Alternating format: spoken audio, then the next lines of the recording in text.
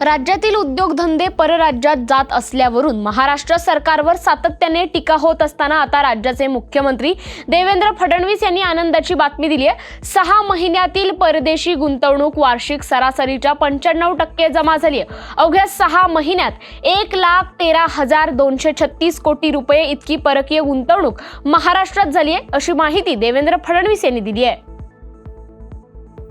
केंद्रीय गृहमंत्री अमित शहा यांनी आज एका पुस्तक प्रकाशनाच्या कार्यक्रमात सूचक विधान केलंय। काश्मीरचं नाव कश्यप असं होऊ शकतं, असं अमित शहा यांनी म्हटलंय। बिहारचे मुख्यमंत्री नितीश कुमार यांनी महाआघाडीत सामील होण्याबाबत माध्यमांचा प्रश्न टाळला। लालू यादव यांच्या ऑफरवर मुख्यमंत्री नितीश कुमार यांनी हात जोडून नकार दिलाय। जम्मू काश्मीरला पुन्हा राज्याचा दर्जा बहाल करण्याचं आश्वासन केंद्र सरकारने याआधीच दिलंय, त्यामुळे आता त्या आश्वासनाच्या पूर्ततेसाठी केंद्र सरकारला पहिली संधी दिली जावी, अशी भूमिका जम्मू काश्मीरचे मुख्यमंत्री उमर अब्दुल्ला यांनी मांडली आहे।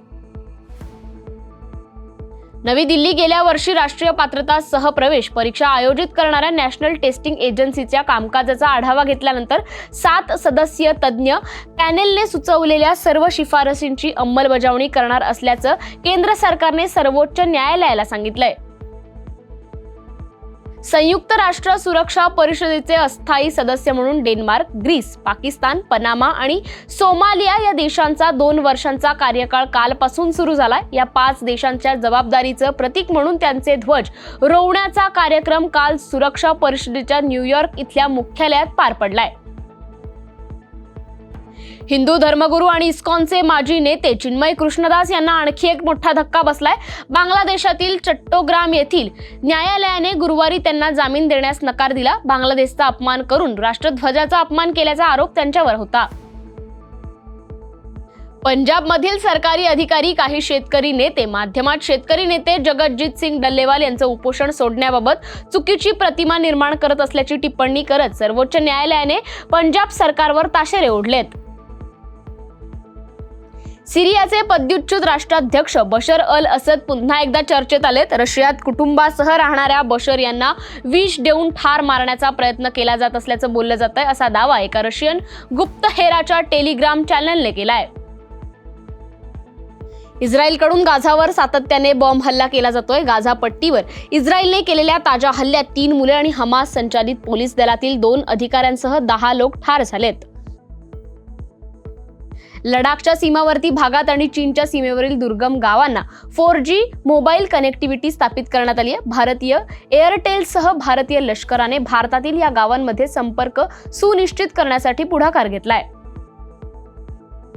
जपानमध्ये आज सकाळी सायबर हल्ल्यामुळे अनेक वेबसाईटची सेवा खंडित झाली। वेबसाईटच्या प्रणालीमध्ये बिघाड झाल्यामुळे सेवा खंडित झाल्याची माहिती सूत्रांनी दिली आहे। नेहमीप्रमाणे पाकिस्तानला भारताची भीती आहे। यावेळी त्यांनी स्वतः हे मान्य केलं, किंबहुना पाकिस्तानच्या परराष्ट्र मंत्रालयाने त्यांच्या देशातील दहशतवाद्यांविरोधात भारताच्या मोहिमेवर चिंता व्यक्त केली आहे। ब्रिटनमध्ये मुसलमानांच्या ग्रूमिंग टोळीच्या वाढत्या घटनांवरून वाद चालू आहे। गेल्या 24 तासात सामाजिक माध्यमांवर एक्सवर ब्रिटिश खासदार, अमेरिकी उद्योगपती एलॉन मस्क आणि ब्रिटिश लेखिका J.K. रोलिंग यांसारख्या लोकांनी या विषयावर मते मांडली आहेत। केंद्रीय क्रीडा मंत्रालयाने खेलरत्न पुरस्काराची घोषणा केली आहे। यात नेमबाज मनू भाकर, जागतिक बुद्धिबळ चॅम्पियन गुकेश डी, भारतीय पुरुष हॉकी कर्णधार हरमनप्रीत सिंग आणि पॅरा ॲथलीट प्रवीण कुमार यांना मेजर ध्यानचंद खेलरत्न पुरस्कार जाहीर करण्यात आलाय, तर मराठमोळ्या स्वप्नील कुसाळे याच्यासह एकूण 32 खेळाडूंना अर्जुन पुरस्कार जाहीर करण्यात आलाय।